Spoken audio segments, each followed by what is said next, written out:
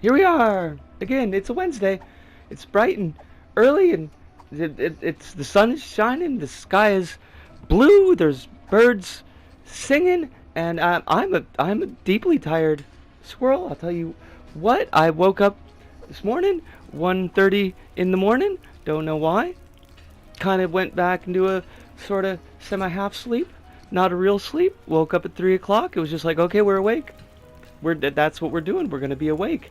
Forgive me for the belly and ribs combo. It turns out I've got, unsurprisingly, long-held and deeply fucked up ideas about what my body actually looks like and being comfortable in my skin, and I have no time or money for therapy, so it's kind of a self-challenge. You know how it goes. But yeah, here we are. It's another Wednesday. I can't believe it's 2 weeks since the last one. It just, time just fucking goes, and who knows where it goes to. Happy Pride continues. Turns out there was a Pride here in Tokyo. A parade. I mean, I get, people feel proud all the time. It doesn't need to be any specific time, but there was a Pride event, a parade thing, last week that I didn't go to because I didn't know about. I don't know that I didn't hear about it, and I wasn't strictly speaking looking because I had about 6 billion other things going on, and the organizers of Tokyo Pride I don't know, it's a whole thing. So I didn't hear about it. So yeah, but it happened. Weird. I don't know why they chose this year. It's always been, I don't know, like April maybe, or November. It's a weird month. It's not the same as Pride in the States. But you know, so that happened, and that was kind of neat. I still don't have any updates about the law that was going on. That they've decided to. They are going to do they're going to put it on a vote. I'm going to put it on a vote. I haven't heard any updates since then. There's too many things to worry about at any given time, and this one it's too big for me to worry about. Like, I can't. What's going to happen is going to happen. We're just going to deal with the fallout the way we always do, and that's just what it is. But we're keeping our fingers, toes crossed as it goes, as we always do. This is not exactly, it's about a week early, but this is 6 years since figuring my shit out, coming out. I usually track it from the day that I made a coming out video, as is the way of my people being weird people who've got friends scattered hell to breakfast, and you know, you don't want to be doing DM conversations with every single one of them, so you figure, like, just make a video, and hopefully they'll watch it, and then you don't have to, you know, to have any conversations, because you had the conversation, and they can make their decision from there. And that was on the 25th. But the 25th is not a video diary day, so you're getting it early, which maybe, honestly, might actually be the 6 years, because I figured my shit out, like, before the video. It's not like I figured it out and then, like, the next minute it was like, oh, I better make a video about this. You know, took a week to, you know, kind of settle in it on get all the feelings together in one place and decide, you know, yeah, like, this is what I want to say. Yeah, it was a lot. It was a big situation for me. It was maybe one of the more difficult things that I've did since coming out. Everything else has been pretty downhill since then, because it was the only thing that was really directly confronting people that I knew. Because, like, being out in the world, and I was unemployed at the time, so it wasn't like I had to come out to people at work who knew me, and they just random people on the street. It's not like I'm announcing myself to them, so it's just being myself in front of people, and they can decide how they want to deal with it. But, like, talking to my parents was pretty scary, and then, you know, making the coming out video was pretty scary, but, you know, we did it, and after that, it was just like, well, I did the scary shit, so, like, everything else has got to be easy. Which is not entirely true, but, you know, it worked out in the end. Anyways, I'm still here. It's 6 years. There's a couple times there that it felt a little bit close, but we made it. We're here. We're still happy, you know, happy about us. And that's, I mean, because there's so many other things. You try to keep, like, in the one hand, and you try to hold in your heart and remember that, this was a monumental thing. You are a monumental thing. You've found a second chance to be who you are, and the possibilities of that, and the joy of that, and it's very important, and you need to hold on to that. But on the other hand, it's the world, and the world it's been on fire. It was bad timing to come out.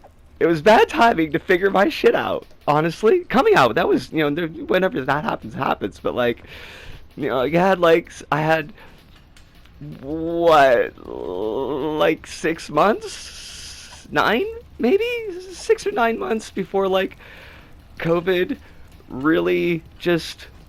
I mean, things were going bad before that worldwide. The world is always a catastrophe, no matter what age or era that you're looking at. But it does feel like, since we're in the middle of the pot, so to speak, it does feel like it's been much more catastrophic recently. There's atrocities going on everywhere, and then on the very personal scale, this situation that combines like the worst aspects of stability and precarity, and it just sucks. So you got these two forces that are fighting it out, because this is very, very real. But this is also what you're living with on the day-to-day. And the reality of this does not necessarily shift the needle too much on the reality of this. So some days are harder than others, but like, nah. Last 6 years has been a gift. Sometimes a really weird, shitty gift, but it's been a gift, because I wouldn't have made it. Wasn't gonna happen. I would have been dead. So, it's hard to complain, so I ain't gonna. Life has been pretty decent in the last 3 minutes before this wraps up. I mean, life is life. Life is the thing that it is. I did get to go to an art show, and it was pretty neat. It was very small. I took home a whole bunch of shit that's gonna go on my walls, because you've seen this place. There's no decoration here. I don't think can you see any of these? Like, the art was great. Like, it's very much, I don't know, like it's that cute, it's like kawaii guro ero guro? Like, it's cute, sexy, and grotesque. I guess, like, it's the mix of those aspects. But no, the artists were really good. It was really small. I didn't buy anything because I got no money, but like, hey, there's this place. It's right down the street from me. I mean, relatively speaking, it's about a 5-minute walk. It's like a weird subculture barber shop, and because it's branded like that, it means I'm never gonna go there for anything other than art shows, because going to the beautician, to the salon, to the barbers, whatever, it's all expensive here. I mean, it's super expensive, but then you put branding on top of that, and it's out of my price range. But it felt very much like my old local, the body mod place, with all the weirdness and the periodic Danger Doctor porn. It was that vibe. I felt it was really nice. It was very nostalgic. It touched my heart. And the art is this style that I really, really enjoy, and it's very much of that locals vibe as well. So I was like, no, that was pretty darn cool. I'm gonna try to get out to another small show at the same place this afternoon, but I don't know, because like, I am super duper busy.